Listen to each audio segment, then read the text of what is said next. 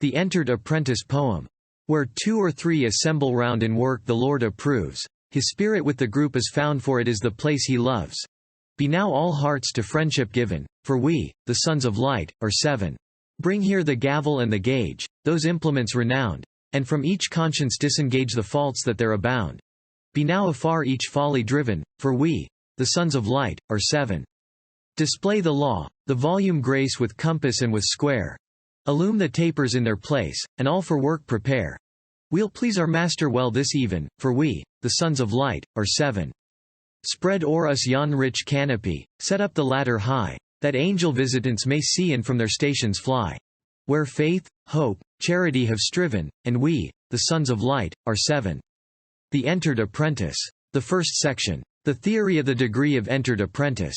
The degree of Entered Apprentice is the initial letter of the Masonic alphabet, the first round in the ladder of grades, variously numbering 3, 7, 9, 11, 29, 125, or whatever figures the fancy of modern ritualists may assume to embrace all the degrees of Freemasonry. An Entered Apprentice is a beginner, a neophyte. All that is explained to him in the first degree must be in the sense of laying down a foundation, for he can have no previous information or instruction upon which to base it. Yet the Entered Apprentice, in theory, is already a Mason, even before he enters the lodge. That is, he must be already prepared in heart, for there is nothing in Masonic science that can do the work of heart preparation. And the neophyte must have had some exoteric knowledge of Masonry as a public institution, because he is required to declare that he has long entertained a favorable opinion of it.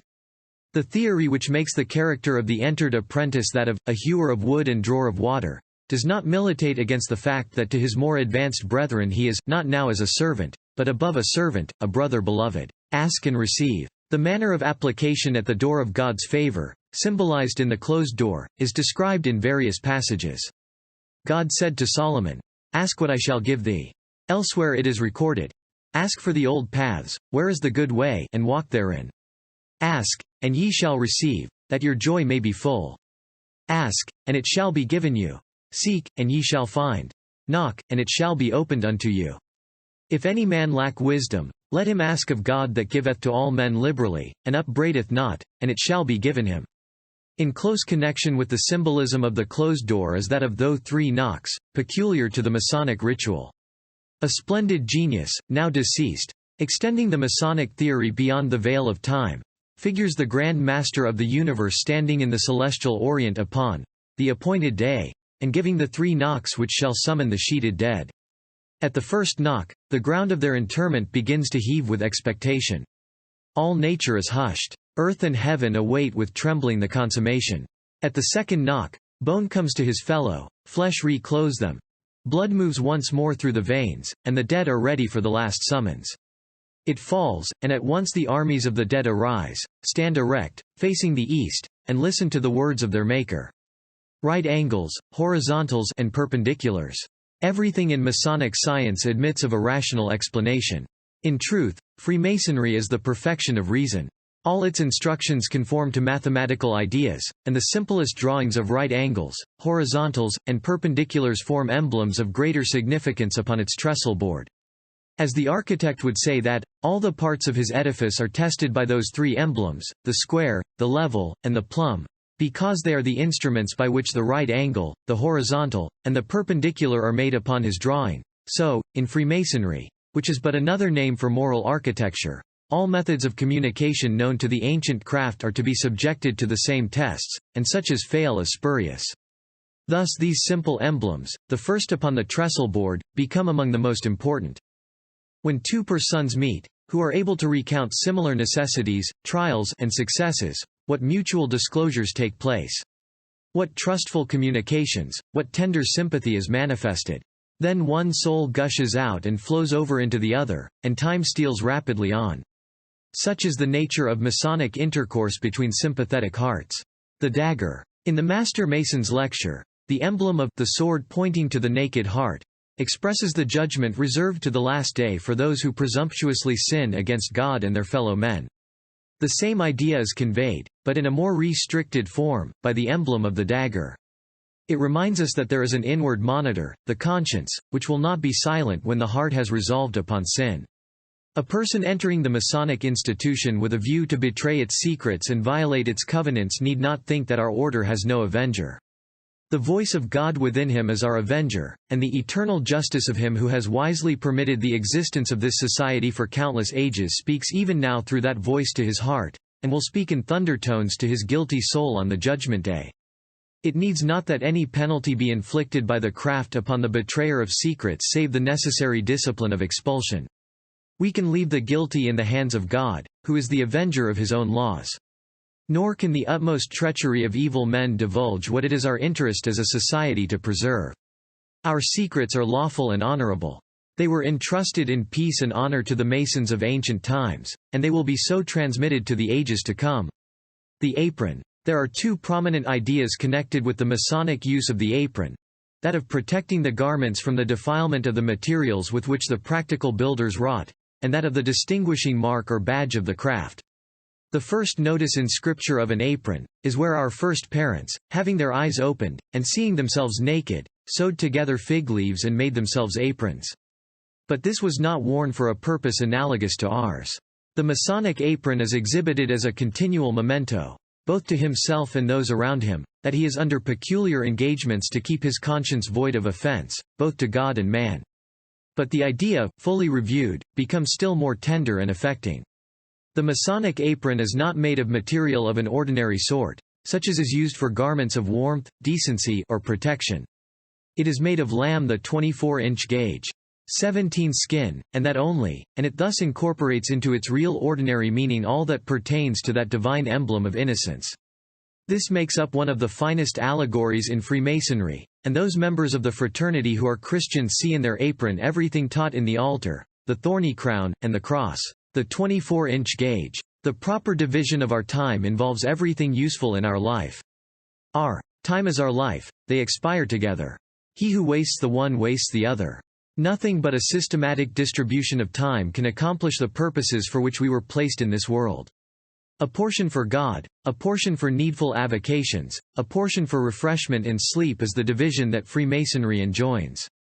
It were well for every member of the craft to resolve, in his moments of prayerful reflection, that he will improve, in the best manner possible, all his leisure moments in growing in morality, and to be daily increasing his moral stature in conformity with the lessons inculcated upon the Masonic trestle-board. The common gavel. The necessity of a great and radical removing of those evil things that encrust and encumber the conscience is as great as that of breaking off the outside crust and envelopments from the marble before a perfect statue can be formed. The emblem that suggests this necessity is the gospel.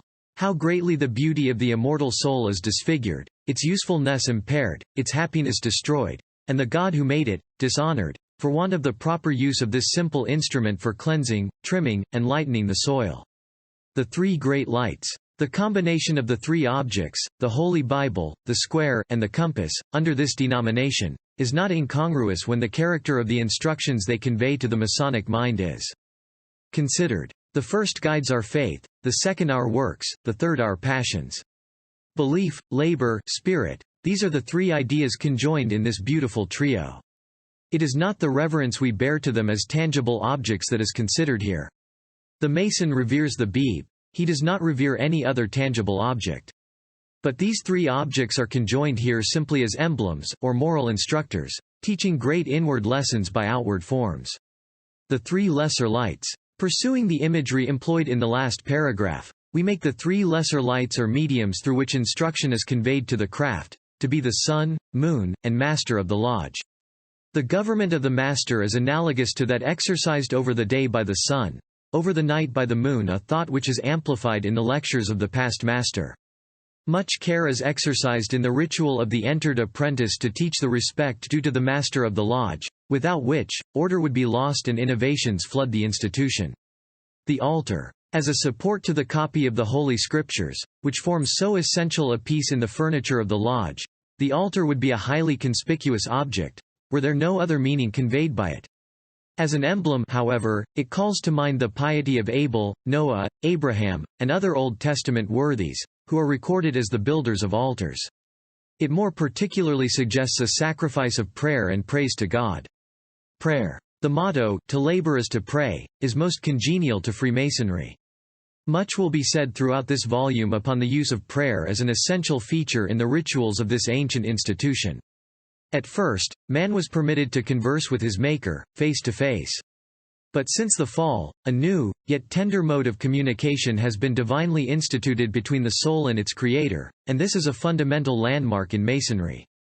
Faith. The first of the three principal rounds in the Masonic ladder is denominated faith. This is a grace of which the holy writings are full. It is the cheer of the sorrowing, and the life of the just. It is the credit we give to the declarations of God, or to the evidences of the facts or propositions presented us in the Bible. The faith, without which we cannot please God, combines assent with reliance, belief with trust. True faith involves the forsaking of all known sin and cheerful and constant obedience to God's commands. The wise choice of Solomon. The entered apprentice is one who, like the wise king of the line of David, chose the better part. When in the dreams of night he lay, fancy led through earth and air, whispered from the heavenly way, the voice of promise met his ear. Fancy ceased his pulse to thrill, gathered home each earnest thought, and his very heart was still. Awhile the gracious words he caught 20 the entered apprentice. Ask me whatsoever them wilt, fame or wealth, or royal power. Ask me, and thou sbalt such favors have as none before. Silence through the midnight air, silence in the thoughtful breast, what of all that, bright and fair, appeared in youth and hope the best? Was no feeble tongue replied, while in awe his pulses stood. Wealth and riches be denied. But give me wisdom, voice of God. Give me wisdom in the sight of the people, thou dost know. Give me of thyself the light, and all the rest I can forego. Thus, Lord, in visions fair, when we hear thy promise voice, thus like him will we declare, that wisdom is our dearest choice. Light of heaven, priceless boon, guiding o'er the troubled way. What is all an earthly sun to his celestial chosen ray? Wisdom hath her dwelling reared, lo, the mystic pillars 7. Wisdom for her guests hath cared, and meat, and wine, and bread hath given, turn we not, while round us cry, tongues that speak her mystic word. They that scorn her voice shall die, but whoso hear are friends of God. The second section. The second section of the Entered Apprentice's lecture is explanatory of the first, being directed chiefly to showing how reasonable are all the ceremonies and observances of initiation when properly explained. The greater part of it is esoteric, or private, and, as such, cannot be explained to any save those who have regularly entered the portals of the lodge. Lebanon, Joppa, and Moriah. These three localities in the Holy Land are closely combined in the Masonic theory. Lebanon, as the source of the great cedars used in the construction of the temple. Joppa, as the place of their transshipment. Moriah, on the site upon which the edifice was built. The quarries from which the stone was drawn are supposed to be those found in the northern side of the range of hills on which the city of Jerusalem stands. The following lines express the symbolism which the words in the caption suggest. Thine in the quarry, whence the stone for mystic workmanship is drawn, on Jordan's shore, on Zarthan's plain, though faint and weary, thine alone. The gloomy mind knows not a ray, the heavy toil exhausts the day, but love keeps bright the weary heart, and sings, I'm thine, and thine alway. Thine on the hill, whose cedars rear their perfect forms and foliage fair, each graceful shaft, and deathless leaf. 22 The Entered Apprentice. Of Masons' love the symbols are thine, when a smile pervades the heaven, thine, when the skies with thunder riven. Each echo swells through answering hills, my Mason prayer, for thee 'tis given. Thine in the temple, holy place, where silence reigns, the type of peace, with grip and sign, and mystic line, my Mason's love I do confess. Each block I raise, my friendship grows, cemented firmly, ne'er to lose. And when complete, the work I greet, thine in the joy my bosom knows. Thine at the midnight, in the cave. Thine on the floats upon the wave, by Joppa's hill, by Kedron's rill, and then when Sabbath rest we have. Yes, yes, dear friend, my spirit saith, I'm thine until and after death. No bounds control the Mason's soul, cemented with a Mason's faith. The setting mall. As it is one of the wonders of divine power, and the fitness of things, that from poisonous and inodorous flowers the insect extracts the purest honey, so it is in the transforming power of Masonic symbolism to turn this emblem, the setting malls, in itself suggestive of noise and violence, into a sweet emblem of peace. The house was built of stone, made ready before it was brought thither so that there was the shoe. 23 Neither hammer, axe, nor any tool of iron heard in the house while it was in building. The analogy between operative and speculative architecture seizes with avidity upon this sublime thought, and peace reigns through all the chambers of the temple of Freemasonry. I will give peace in the land, promised Jehovah to his people, while yet in the wilderness, and none shall make you afraid. Behold, I give unto him my covenant of peace. There is peace to thee and no hurt. The Lord will bless his people with peace. Glory to God in the highest, and on earth peace. Such are the thoughts suggested by the setting malls. At the period of the temple building, universal peace reigned throughout the earth, and thus the materials for building and adorning, which were brought from the utmost parts of the world, were readily collected. It is only in a time of peace that Freemasonry can flourish. The shoe was ever an emblem of significance in Freemasonry. To remove the shoe, as Moses was commanded to do before the burning bush, ere it as Joshua was commanded before Jericho, was a token of reverence. The high priest in the temple went barefoot, as a mark of divine respect. The removal of the shoe was also a token of humiliation and subjection, as when David fled before Absalom, and Isaiah walked barefoot for 3 years, and Ezekiel walked barefoot upon a certain occasion. Hence, the expression in Psalm cviii, "Over Edom will I cast out my shoe," imports the subjugation of the country over which the shoe is cast. All these ideas are embraced, to a greater or less degree, in the Masonic use of the shoe as an emblem. The plucking off one's shoe, and giving it to another, was a significant token of a surrendered right of privilege, and this is more directly the Masonic idea. It is this which is expressed in the following lines: "Take this pledge. It is a token of that truth which ne'er was broken truth, which binds the mystic tie under the all-seeing eye. This pledge. The ancient brother by this type bound every other, fondly, firmly. Death alone rends the bond that makes us one. Take this pledge. The type so lowly is, of all our symbols, holy. 'Tis divine. It tells of one, gives the raindrops and the sun. Take this pledge. The token sealeth all the judgment day revealeth. Honor, truth, fraternal grace in thy hands with this we place." The cable toe. The explanation of this emblem is that of the covenant or tie that binds Masons to each other and to the institution. That this tie must be one of much strength, is evidenced by the great antiquity of the Masonic order, and the firmness with which its members, in all ages, have resisted every allurement to betray their trust. Scriptural quotations convey the spirit of this emblem: "Draw me not away with the wicked. Draw me, and we will run after thee. No man can come to me, except the Father, which hath sent me, draw him. 5 inches if any man draw back, my soul shall have no pleasure in him." We are not of them who draw back unto perdition. The extent or reach of the Masonic covenants, represented by the cable toe, is well expressed in the monitorial explanation of the extent of the lodge. It reaches as far as to heaven, suggesting our duty to God; as far as the utmost bounds of the habitable earth, suggesting our duty to our fellow men; as far as the inmost recesses of our own hearts, suggesting our duty to ourselves. There is a cord of length, there is a chain of strength around you each. I see the sacred coil. How long? Ah, well I know. How strong, your deeds do show the while you labor in the sacred toil. The dagger. Our remarks upon a preceding emblem, the setting malls, are partly applicable here.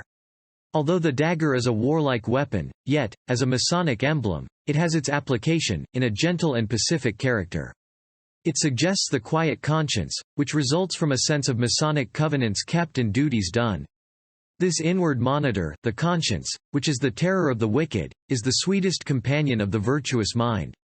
Paul wrote to his converts, "Our rejoicing is in this, the testimony of our conscience, and, again, we trust we have a good conscience in all things, willing to live honestly." In an address he says, "Herein do I exercise myself to have always a good conscience, void of offense toward God and toward men." They being convicted by their own conscience, went out one by one, is the description of a scene in which the scribes and Pharisees of olden time figured. Cain, after the cruel blow, fell which deprived him of his brother, was convicted by the voice of his own conscience. The further application of this emblem may be seen under the same head upon a preceding page. The joined hands. This is an emblem of fidelity, an ingredient in the Masonic cement without which the walls of the institution would speedily crumble and fall. As an emblem, it was well known to the first painters and sculptors of antiquity. Jonathan and David exemplified this principle in a remarkable degree. He alone who is capable of genuine friendship can appreciate the happiness of reciprocating tokens of fidelity with those who are deserving of confidence. The right hand, which is the instrument of mechanical activity and of strength, is also the seat of fidelity. Thy right hand, God, saith the prophet of Abiram, is become glorious in power. From the Lord's right hand went a fiery law for them. Thy right hand, says the psalmist, hath holden me up. Save with thy right hand, Lord. The use of the right hand, through all the grades of Freemasonry, is peculiarly impressive. It combines the idea of strength with that of love. Taking the candidate by the right hand is an assurance of protection, of brotherly guidance, of brotherly affection. It, in effect, says to him, that the security of the craft is around him, the banded strength of the lodge defends him, and the esteem and love of all hearts are secured unto him, so long as he remains faithful to his trust. The Lamb. In our paragraph upon the apron, in a preceding page, we remarked that the most tender and beautiful thought connected with its symbolism is, that the Masonic apron is made of lambskin alone. This emblem of innocence is so peculiarly appropriate, that even the Messiah himself condescended to represent his own spotless nature under the figure of a lamb. One of the older prophets prefigures his death in the words, "He was led like a lamb to the slaughter." There is no passage in the Bible more affecting than this. In contemplating the Masonic emblem, the lamb, the mind is suspended in solemn rapture between earth and heaven. A pacific temperament steals over the soul, and while we admire the tender and submissive nature of this gentle tenant of the field, we are taught what must be our own character if we would attain to that perfection of which Freemasonry teaches. Thus the very clothing of the Freemason, like the symbolical garments which covered the priest under the typical law, is suggestive of the highest graces and virtues of our profession. Friendly advice. An old author proffers some advice to gentlemen who may be inclined to become Masons, of which the following is a synopsis. When you intend to become a Freemason, go with your friend to the hall where the lodge is held, and examine the charter or warrant under which the lodge is held. See that it is written or printed on parchment, signed by some Grand Master, Deputy Grand Master, Grand Wardens, and Grand Secretary, and sealed with the Grand Lodge seal, appointing certain persons named therein, with their successors, to be Master and Wardens, authorizing them to congregate and hold a lodge, and therein make and admit Freemasons according to ancient custom. Then call for the by-laws, and having seriously perused them, consider whether your natural disposition will incline you to be conformable to them. Next call for the list of members, where you may find the names of some of your most intimate and esteemed friends, and perhaps the names of some you would not wish to associate with. If these researches prove agreeable, you may then venture to sign a petition for initiation, lay down your deposit money, and await with patience the result. The third section. The third section of the Entered Apprentices lecture presents full details of the organization, fitting up, and history of the lodge. The greater part of it is exoteric, and as such, may be explained to any inquirer, though even those passages that seem to have the least mystery about them are parts of the unwritten history of the order, and can only be perfectly understood by the initiated. Constitution of the Lodge. To avoid those irregularities which would result upon the indiscriminate meetings of Masons, and the unrestricted working up of materials into the lodge, it has been wisely ordained that no assemblage of the craft can be opened with Masonic form unless the presiding officer shall be furnished with a charter or warrant from the Grand Lodge possessing jurisdiction, empowering such an act. This is the source of temporal authority and suggests careful attention to forms. In addition to this, there must likewise be a copy of the Holy Scriptures. This is the source of divine authority and suggests a careful attention to principles. With this copy, there must be the essential accompaniments of the square and compass, admonishing the circle of laborers of the necessity of squaring their actions and circumscribing their passions. This suggests a careful attention to self-discipline, without which the workings of Freemasonry were as a sounding brass and a tinkling cymbal. Not less than 7 members constitute a lodge in this degree, and any assemblage not in accordance with all the requirements upon this page, that ventures to open a lodge in Masonic form, is clandestine, and comes under the ban of the craft universal. Ancient meeting places. In days of old, the meetings of the Masonic craft were held upon the summits of hills, or in crypts at their bases. This was for purposes of seclusion, which is essential to the Masonic work. Hills and dales were accounted sacred places. Men thought themselves nearer God there than elsewhere. The law was given to Moses upon a mountain summit, 9,000 feet high. Some of the most affecting scenes between King Solomon and his builders occurred in the crypts beneath Mounts Moriah and Sion. The great sacrifice for sin, which terminated the Mosaic dispensation of rites and ceremonies, occurred upon Calvary, which is a part of the mountain range on which the city of Jerusalem stands. In modern times, an attempt is made to express this symbolism by holding lodge meetings in the highest apartments of an edifice.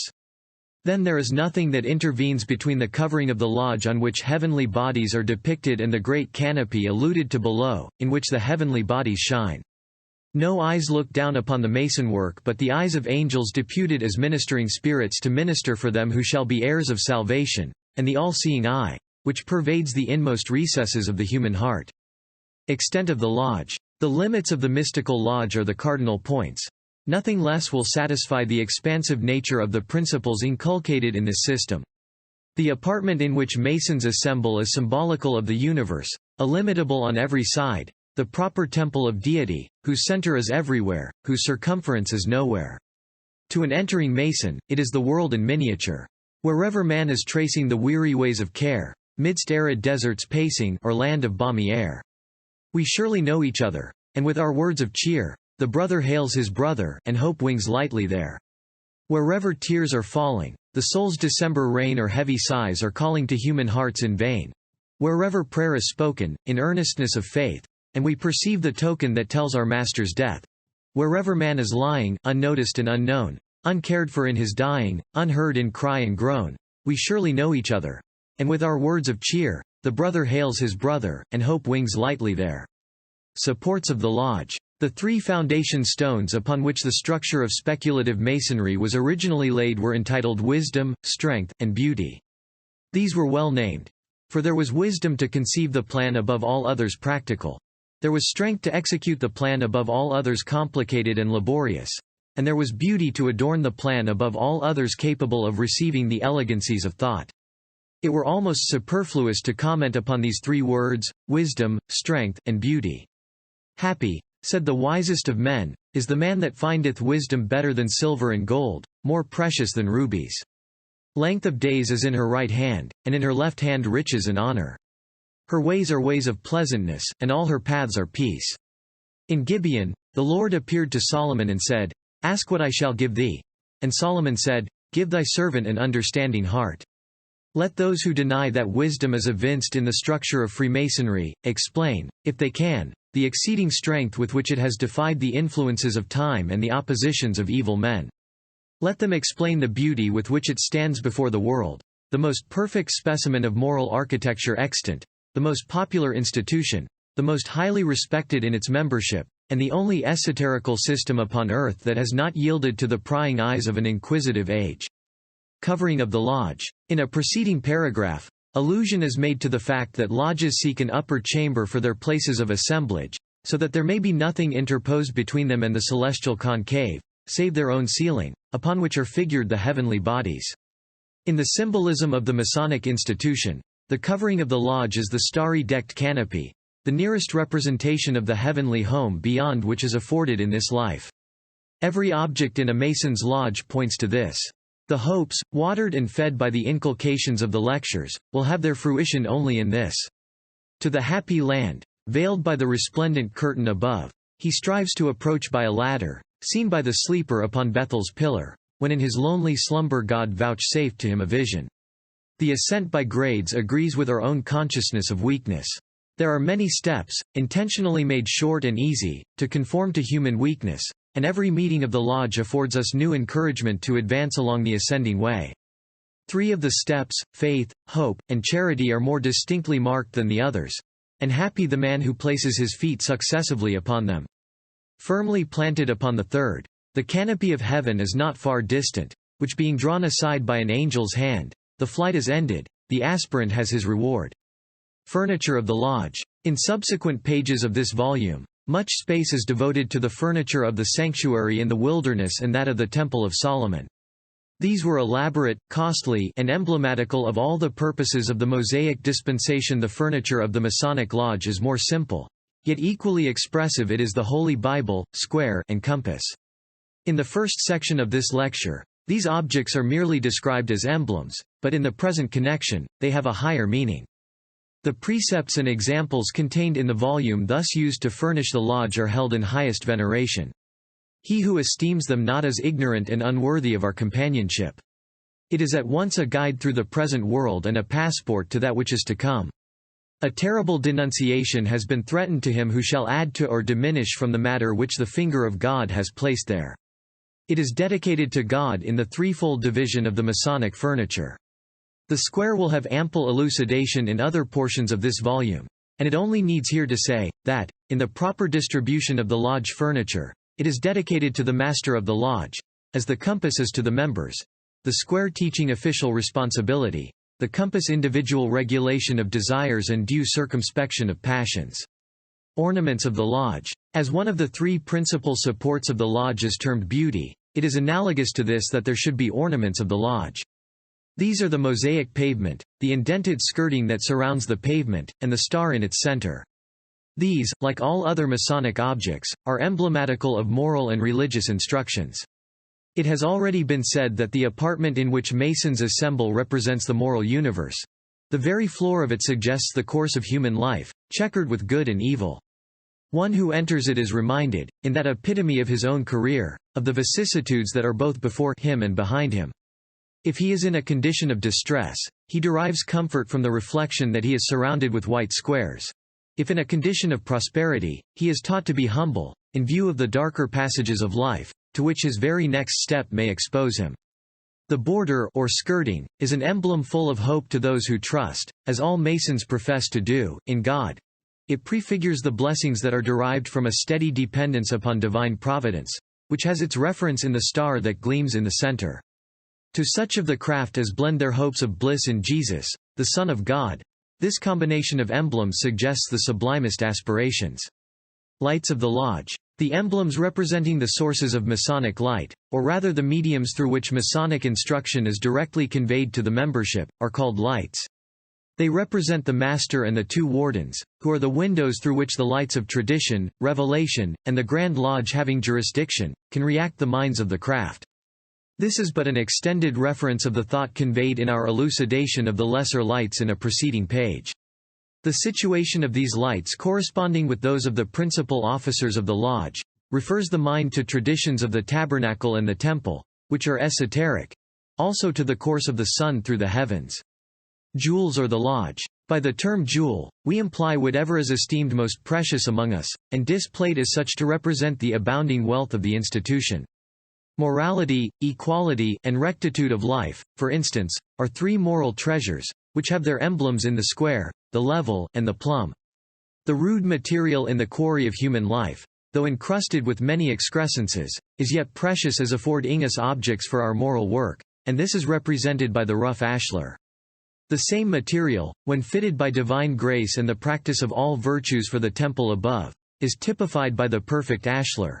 While the Book of God, read in nature and revelation, from which we derive all necessary degree instruction while upon earth, is represented by the trestle board. These three symbols are happily selected and happily named jewels. Who wears the square upon his breast, does in the eye of God attest, and in the face of man, that all his actions do compare with the divine, unerring square that squares great virtues plan. That he erects his edifice by this design, and this eye who wears the level, says that pride does not within his soul abide, nor foolish vanity. That man has but a common doom, and from the cradle to the tomb, a common destiny. That he erects his edifice by this design, and this T who wears the type divine. Abhors the atmosphere of sin, and trusts in God alone. His Father, Maker, Friend, he knows he vows, and pays to God his vows, as by eternal throne. And he erects his edifice by this design, and this J who wears the plumb, behold how true his words, his walk. And could we view the chambers of his soul, each thought enshrined, so pure, so good, by the stern line of rectitude, points truly to the goal. And he erects his edifice by this design, and this I thus life and beauty come to view. In each design our fathers drew, so glorious, so sublime. Each breathes an odor from the bloom of gardens bright beyond the tomb, beyond the flight of time, and bids us build on this and this, the walls of God's own edifice. Situation of the lodge. The lodge is situated due east and west. All knowledge emanated from the east. Mankind originally emigrated from the east. The Hebrews used the word East to describe all the countries or provinces lying around and beyond the rivers Tigris and Euphrates, or east or northeast of Judea. The expression in Genesis, from the east, denotes the country east or southeast of Mount Ararat. In traveling from the foot of that mountain to the plain of Shinar, the descendants of Noah would pass southerly on the eastern side of the mountains of Media till they came opposite to Shinar, or to a point northeast of Babylon, from which, by a direct western course, they would pass into Assyria and the plain of Shinar. This is said to be the usual caravan route to this day. The tabernacle in the wilderness was set east and west, so was the Temple of Solomon. The walls for merely enclosing that edifice are proofs of this, corresponding in their present direction with the cardinal points. The miraculous blast by which the Red Sea was opened before the feet of the Israelitish host, blew from the east. The bodies of the Masonic dead are buried due east and west. Dedication of the Lodge. While the central figure in the Lodge, the Holy Scriptures, is dedicated to him from whom it came, the Lodge itself, with all its furniture, surroundings, and labors, is dedicated to one of two sainted patrons of Masonry, men who in their day exemplified the higher graces taught in the lectures St. John the Baptist and St. John the Evangelist. The elder of these was sent from God to announce the coming of Jesus Christ. The other was called, by the commanding voice of Jesus, to leave the humble avocation in which he had been reared, and go out into the world as an evangelist. Whatever virtues of courage, perseverance, obedience to God's word, and unswerving fidelity that either of these Masonic patrons displayed, is adopted among the treasures of the Lodge. It matters not whether the apocryphal statements which make these men to have been Masons are true or false. It is enough to know that their moral labors were our moral labors, their victories over sin were our victories, and the bright world gained by their perseverance in a good cause is the same wherever the Supreme Architect presides, and where there are many mansions remaining for us. In the meantime, it is safe to aver that no deed whose character would have prevented either of these two men from engaging in it is suitable to us, who have dedicated our lodge and its labors to them. Tenets of Masonry. It is but the summing up of what has already been repeatedly intimated in these pages, to say that the tenets of Masonry are brotherly love, relief, and truth. Being so great a family of men, of all countries' arid conditions, there is no cement would hold together such a band save that of love. Being mutually interested in each other's welfare, it requires no law to compel us to look after the wants of such of the band as are sick, solitary, or in distress. The grand aim of the institution is best expressed in the charge given to the members, to soothe the unhappy, sympathize with their misfortunes, compassionate ir miseries, and, as far as in us lies, restore peace to their troubled minds. Our friendships are formed and our connections established upon this basis. The first and greatest lesson communicated to each initiate is TNT, to be a good man and true. True to God, true to the institution, true to his country, true to himself. Hypocrisy and deceit are abhorrent to the good Mason. The volume upon our altar is the Book of Truth.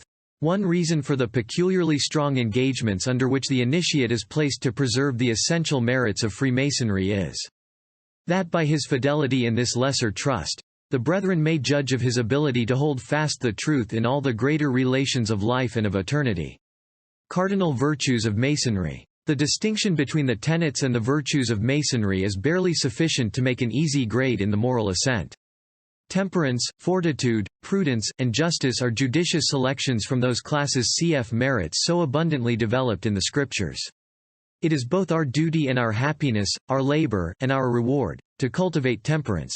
The want of it unfits the initiate for usefulness and honor among the craft and renders him liable to the worst indiscretions. That mental stability which sustains with manly composure the evils of life, and enables a man to resist every proposal to do wrong, is fortitude. Prudence stands at the helm, while fortitude befays the tempest, and thus the voyage is made secure. If thou faint in the day of adversity, said our first Grand Master, thy strength is small. The prudent man dealeth with knowledge, but the fool layeth open his folly. One of the most earnest of evangelists said, every man that striveth for the mastery is temperate in all things. As the three virtues above named relate to our self-government, and the usefulness accruing therefrom, justice, the last of the four, advises us in our dealings with others. The Lord, speaking through Moses, admonished his people in the wilderness, you that which is altogether just shalt thou follow, that thou mayest live. And he promises that the just shall live by faith. Masonic service. The manner of Masonic service is finely represented by the emblems of chalk, charcoal, and clay, the last in this section. From the lessons of antiquity, we derive instruction in every step up the mystic ladder. At this point, we may know that the characteristics of our ancient brethren in their relations to their masters were freedom, fervency, and zeal. Their freedom of service was manifest by night as by day, and they gave off their good works as generously as the roseleaf its odor. Their fervency of service was like that of the meridian sun itself. Their zeal emulated that of the fertile soil, which in the most inclement season is preparing itself, through the hidden agencies of nature, for the work of production. Without such manner of serving the great temple could not have been completed in one ordinary generation. It was because heart and soul were thrown into the handiwork, that such a piece of perfection was begun and finished within the lifetime of a child. God was honored, not only in the work, but in the manner of it, and for thousands of years, the story of the great temple has perpetuated the freedom, fervency, and zeal of its builders. Concluding remarks upon the Scriptures. The value of the Scriptures and the duty of perusing them appear from many considerations. We may estimate the character and tendency of divine revelation by contrasting the condition of countries where its true light shineth with that of other countries to which its beams have not extended. The heathen world is large enough, surely, for experiment. In many of its territories, the richest blessings of sun and soil are enjoyed in abundance, and their external nature presents itself in its stateliest and loveliest forms. But where are the beauties of holiness? Where the fruits and flowers of moral culture? Or if these are disparaged in comparison with intellectual stature and idolized genius, where are the distinguished philosophers and orators, historians and poets of pagan communities? Amidst numberless diversities of condition, they seem to have only this in common to explain their wretchedness, that they want those oracles of God which have been committed unto us.